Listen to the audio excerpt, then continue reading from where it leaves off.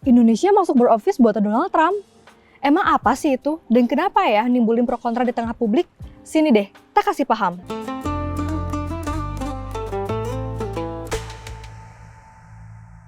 Jadi, awalnya tuh pada 26 Januari, Presiden Prabowo Subianto bikin publik geger atas keikutsertaan Indonesia dalam Board Office, sebuah perjanjian multilateral Dewan Perdamaian di bawah resolusi Dewan Keamanan PBB.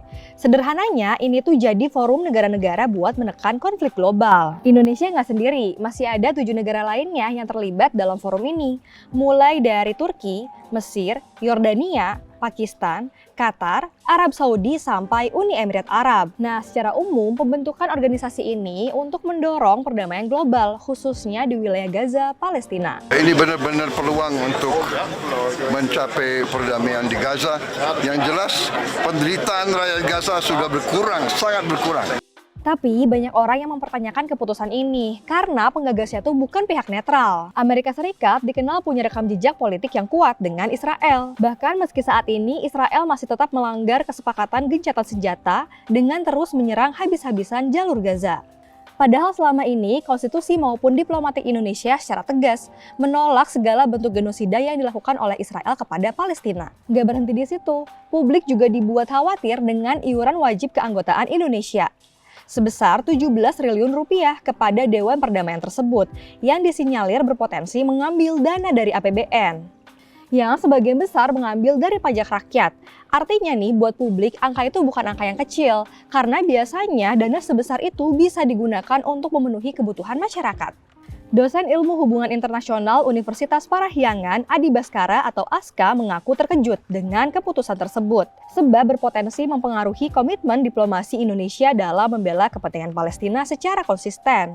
Saya tentu saja kaget dan bertanya-tanya gitu ya, apakah memang ada kemungkinan gitu ya di masa depan gitu ya Indonesia akan menormalisasi hubungannya dengan Israel.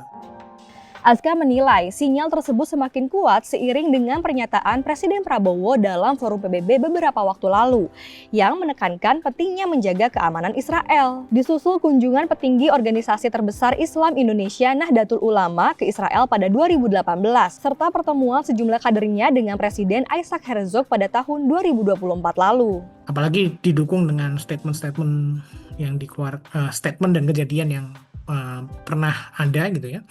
Kayak Presiden Prabowo juga pernah bilang bahwa untuk supaya Palestina damai gitu ya, kita harus menjaga gitu ya Israel gitu kan. Kemudian juga NU sebagai organisasi umat Islam terbesar di Indonesia gitu ya, pengurus-pengurusnya gitu ya, ketuanya gitu ya, itu juga pernah berkunjung ke Israel dan berdialog dengan elit politik di Israel. Sebelumnya, pada 3 Februari, sejumlah ormas Islam juga diundang berdialog dengan Presiden Prabowo terkait kritik mereka terhadap keterlibatan Indonesia dalam Board Office. Tapi dari yang awalnya muncul pertentangan, usai pertemuan tersebut, kini NU, MUI, Muhammadiyah maupun ormas lainnya mengaku satu suara, menyetujui langkah dari pemerintah. Terkait dengan keadaan yang sekarang berlangsung dan peluang-peluang yang tersedia untuk agar Indonesia ini bisa secara lebih konkret, lebih progresif dan mengejar hasil yang lebih nyata berdampak untuk menolong Palestina, termasuk dengan mengikuti atau berpartisipasi di dalam inisiatif yang dibuat oleh Amerika, yaitu Board of Peace ini, dengan diiringi konsolidasi di antara negara-negara Islam dan negara-negara Timur Tengah. Terlebih, Indonesia memiliki opsi untuk keluar jika nantinya langkah yang dilakukan oleh Dewan Perdamaian tidak sejalan dengan tujuan Indonesia untuk membantu Palestina. Di sisi lain, Aska menyoroti besarnya anggaran iuran Dewan Keamanan. Ia meminta pemerintah lebih terbuka soal kemana dan untuk apa dana tersebut dialokasikan. Karena hal itu beresiko memicu rasa ketidakadilan di masyarakat, terlebih di tengah situasi ekonomi masyarakat saat ini yang tidak baik-baik saja, disusul dengan kebijakan efisiensi anggaran dari pemerintah di berbagai sektor. Jadi bagaimana kemudian masyarakat Indonesia bisa percaya kepada pemerintah terkait dengan pengelolaan dana untuk keanggotaan dari Board of Peace itu sendiri. Di sisi lain, Aska menilai, terlepas dari pro kontranya, forum ini bisa dimanfaatkan Indonesia untuk meningkatkan posisi strategisnya di geopolitik internasional.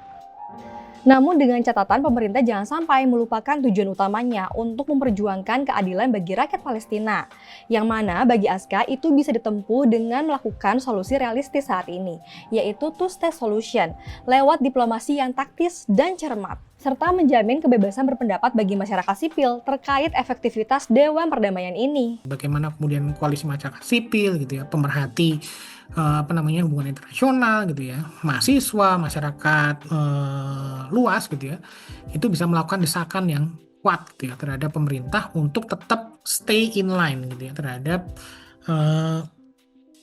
komitmen mereka, supaya mereka tetap sadar bahwa masyarakat Indonesia nggak lupa terhadap isu ini. Apalagi penggagas sekaligus ketuanya adalah Donald Trump yang syarat dengan kepentingan politik di luar jabatannya sebagai Presiden Amerika Serikat. Karena itu bukan gak mungkin forum ini berpotensi menjadi arena unjuk kekuatan semata alih-alih berorientasi pada perdamaian. Alhasil situasi ini pun memunculkan pertanyaan di benak publik, terutama jika dikaitkan dengan prinsip politik luar negeri Indonesia yang katanya bebas aktif. Kalau menurut kamu gimana? Kira-kira Board of Peace ini bakal jadi jalan bantu untuk Palestina atau cuma bakal jadi ajang arena tarik-menarik kekuatan negara besar?